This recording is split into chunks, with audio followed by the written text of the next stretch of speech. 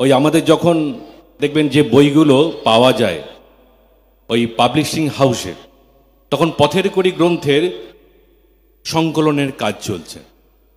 তা পথের কড়ি গ্রন্থের সংকলনের কাজ প্রায় সমাপ্ত হয়েছে। তা প্রত্যেকটা বইয়ের সামনে একটা মুখবন্ধ থাকে, ভূমিকা থাকে না, একটা ভূমিকা থাকে, একটা ভূমিকা লেখার কাজ চলছে। তা ঠাকুরের কাছে এরকম মহা জ্ঞানী বিদগ্ধ মানুষ অনেক এসেছেন। পঞ্চানন সরকার দা, তিনি 8টা সাবজেক্টের তিনি মাস্টার ডিগ্রি, বাগেরহাট কলেজের প্রফেসর ঠাকুরের কাছে এসেছেন অনেক জিজ্ঞাসা নিয়ে। সন্দেহের বশবর্তী হয়েই তিনি ঠাকুরকে গ্রহণ করেছিলেন। তা ঠাকুরের কাছে এসে সারা জীবন থেকে গেছিলেন। তা পঞ্চানন্দকে ঠাকুর বললেন যে পঞ্চানন্দা, এই গ্রন্থের মুখবন্ধটা লিখে ফেলেন। তার আগে এই প্রফুল্ল কুমার দাস ঠাকুরের কাছে থাকতেন। ঠাকুরের এই যে সমস্ত বাণী বেশিরভাগটাই তিনি লিপিবদ্ধ করতেন, অনুলেখক। তা প্রফুল্লদাকে তিনি আগে বলেছিলেন, প্রফুল্ল একটা মুখবন্ধ সুন্দর করে লিখে ফেলতো। প্রফুল্লদা লিখে ফেলেছেন। তার পঞ্চানন্দাকে বললেন, পঞ্চানন্দা এই মুখবন্ধটা আপনি লিখে ফেলুন। এই প্রফুল্লদা যে লিখে ফেলেছেন, ঠাকুর শুনেছেন, দেখেছেন। তার পঞ্চানন্দাকে লিখে ফেলার পর ঠাকুর বলছেন যে ঠিক আছে, পঞ্চানন্দার কাছে দিয়ে এলেন তার লেখাটা সংশোধন করে দেওয়ার জন্যে।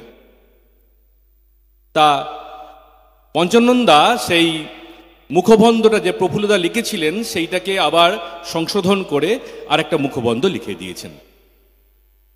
লিখে এবার ঠাকুরের কাছে এসছেন। এবার পঞ্চানন্দা বলে, ঠাকুর লেখা হয়ে গেছে।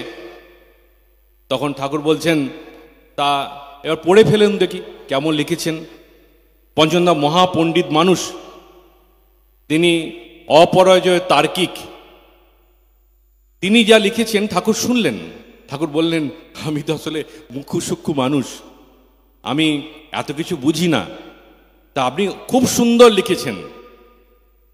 তার প্রফুল্লদাকে বলল, প্রফুল্ল তোরটা পড়তো। তা প্রফুল্লদারটা পড়া হলো। তা পঞ্চানন্দাকে বললেন যে ঠাকুর, তো পঞ্চানন্দা প্রফুল্লটাও লিখেছে, কোনটা ছাপাই বলুন তো। পঞ্চানন্দা বলছেন, আগে ঠাকুর প্রফুল্লটাই ভালো লেখা হয়েছে, আপনি প্রফুল্লটাই ছাপান। তা পঞ্চানন্দা প্রণাম করে চলে গেছেন।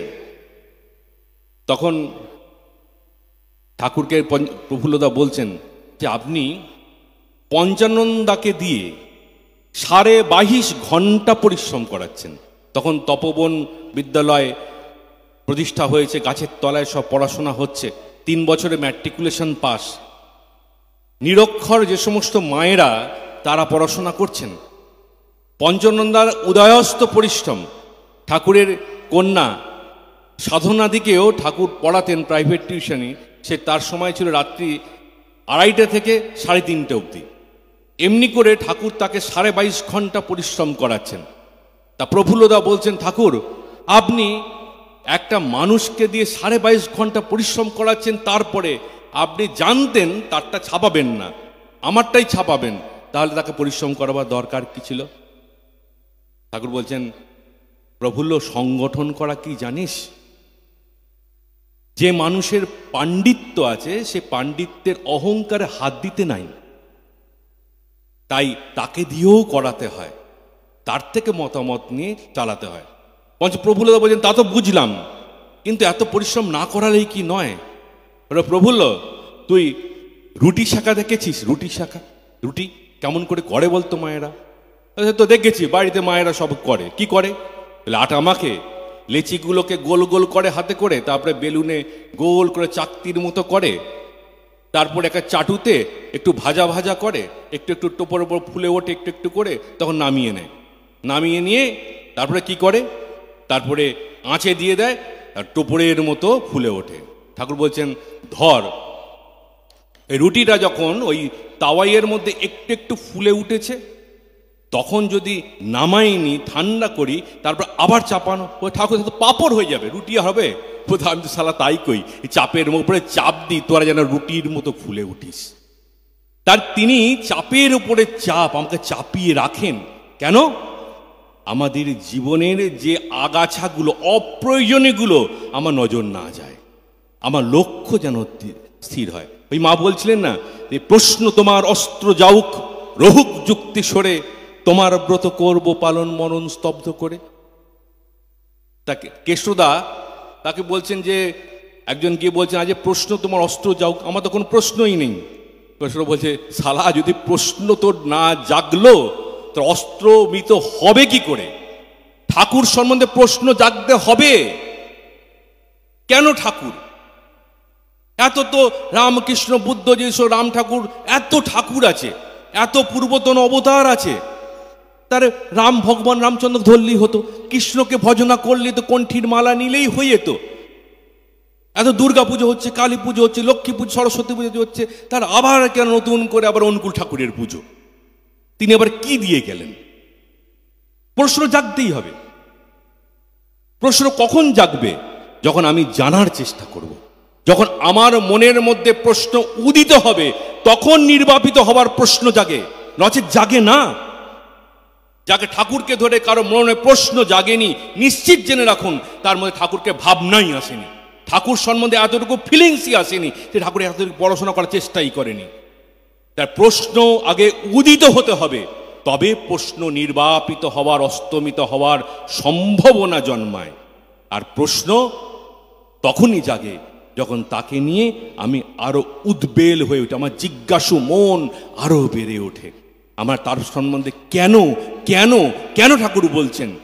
এই আমার আগে এক মা বক্তা বলছিলেন তার কর্মজীবনের মধ্যে শিল্প প্রতি, আজকে চারিদিকে সোশ্যাল মিডিয়ায় দেখতে পাই ঠাকুর অনুকূলচন্দ্র নাকি নারী বিরোধী, যে নারীদের চাকরি করা বারণ করেছে, যে নারীরা চাকরি করে জনম জাতি তারাই মানে। আজকে বর্তমান দিনে নারী নীতি গ্রন্থে আর একটা বাণী আছে, নারী হতে জন্মে জাতি, বাঁচলে জাতি জাত তবেই জাতি। একটা নারীর মধ্যে, মায়ের মধ্যে শুদ্ধতা যদি না থাকে, তার গর্ভ থেকে শুদ্ধ মানুষ, শুদ্ধ আত্মা, সাধু পুরুষের জন্ম হতেই পারে না। মানুষ জন্মায়, মানুষ তৈরি হয় না।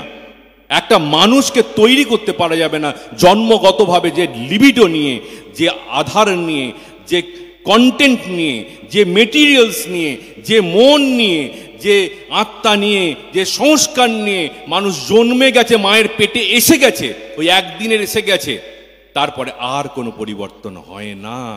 সাধু জন্মায়, চোরও জন্মায়, মায়ের পেট থেকেই জন্মায়। আজকে একটা মানুষ, যে ডাক্তারবাবু তারা মানুষের জীবন বাঁচায়, সেই ডাক্তার একটি মা, সে চিকিৎসক হয়ে তাকে খুন করে দেয়া হলো। তাহলে কোন জায়গায় যে আর্য ভারতবর্ষে দেবতার দেশ বলা, 33 কোটি মানুষ দেবরূপী মানুষ ছিলেন, ঠাকুর বলছেন তাই 33 কোটি দেবতার দেশ বলা হতো, সেখানে এত অসুর, এত নৃশংসতা কেন? একমাত্র জন্ম বিবাহ বিভ্রাট ঘটে গেছে, যে বিবাহ বিভ্রাটের মধ্যে দিয়ে প্রতিলোম জাতক ডিস্টর্টেড লিবিডো, যে বিকৃত সুরত নিয়ে মানুষ জন্মগ্রহণ করছে, তাদের মধ্যে কোনো পরিবর্তন হতে পারে না। জেলখানাগুলোর নাম হয়ে গেছে রিহ্যাবিলিটেশন বা